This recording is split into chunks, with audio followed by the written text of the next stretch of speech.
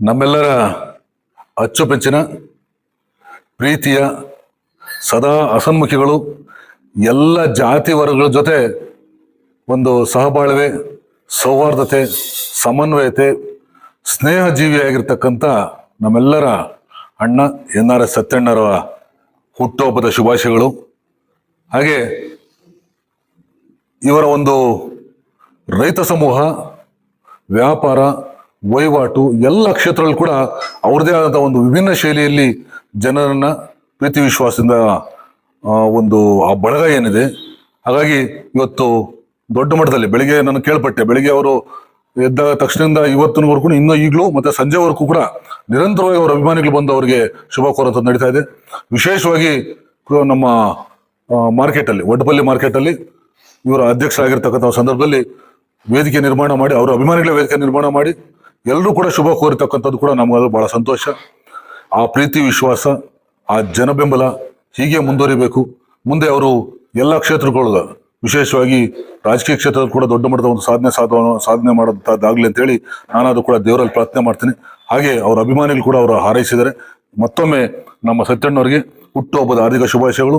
ದೇವರು ಆರೋಗ್ಯ, ಆಯುಷ್ ಮತ್ತೆ ಯಶಸ್ಸು ಸಿಗಲಿ ಅಂತೇಳಿ ನಾನು ದೇವರಲ್ಲಿ ಪ್ರಾರ್ಥನೆ ಮಾಡ್ತೀನಿ. ಮತ್ತೆ ವೈಯಕ್ತಿಕವಾಗಿ ನಮ್ಮ ಎಲ್ಲ ರೈತ ಬಂಧುಗಳ ಪರವಾಗಿ ಅವರಿಗೆ ಒಳ್ಳೇದಾಗ್ಲಿ ಅಂತ ಬಯಸ್ತೇನೆ. ನಮಸ್ಕಾರ.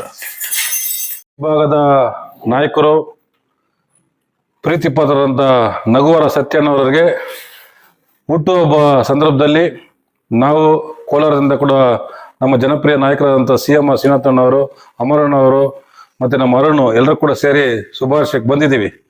ಇತ್ತೀಚಿನ ದಿನಗಳಲ್ಲಿ ಬಹಳಷ್ಟು ಅಭಿವೃದ್ಧಿ ಕೆಲಸಗಳು, ಜನಪರ ಕೆಲಸಗಳು, ರೈತ ಮಿತ್ರ ಕೆಲಸಗಳನ್ನು ಕೂಡ ಸತ್ಯಣ್ಣವರು ನಿರಂತರವಾಗಿ ಮಾಡ್ತಾ ಬರ್ತಾ ಇದ್ದಾರೆ. ಅವರಿಗೆ, ಅವ್ರ ಕುಟುಂಬದವ್ರಿಗೆ ಕೂಡ ಈ ಶುಭ ದಿನದಲ್ಲಿ ಒಳ್ಳೇದಾಗ್ಲಿ, ಮುಂದಿನ ದಿನಗಳಲ್ಲಿ ಅವರಿಗೆ ಒಳ್ಳೆಯದಂತ ರಾಜಕೀಯ ಸಿಕ್ಲಿ, ಇನ್ನಷ್ಟು ಜನಪರ ಕಾರ್ಯಕ್ರಮ ಮಾಡೋದಕ್ಕೆ ಅವ್ರಿಗೆ ಅವಕಾಶ ಸಿಕ್ಲಿ ಅಂತೇಳಿ ಆ ಭಗವಂತನಲ್ಲಿ ಪ್ರಾರ್ಥನೆ ಮಾಡ್ತೀವಿ. ಮತ್ತೊಮ್ಮೆ ಶುಭಾಶಯಗಳು ನಗುವರ ಸತ್ಯಣ್ಣವರಿಗೆ.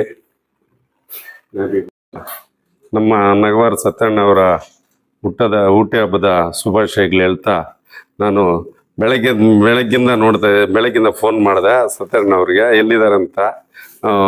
ಸತ್ಯಣ್ಣ ಸ್ವಲ್ಪ ಬ್ಯುಸಿಯಲ್ಲಿದ್ದರು, ಫೋನ್ ಎತ್ತಿಲ್ಲ. ಇವಾಗ ಮನೆಯಲ್ಲಿದ್ದಾರೆ ಅಂತ ಗೊತ್ತಾಯಿತು, ಬಂದೆ.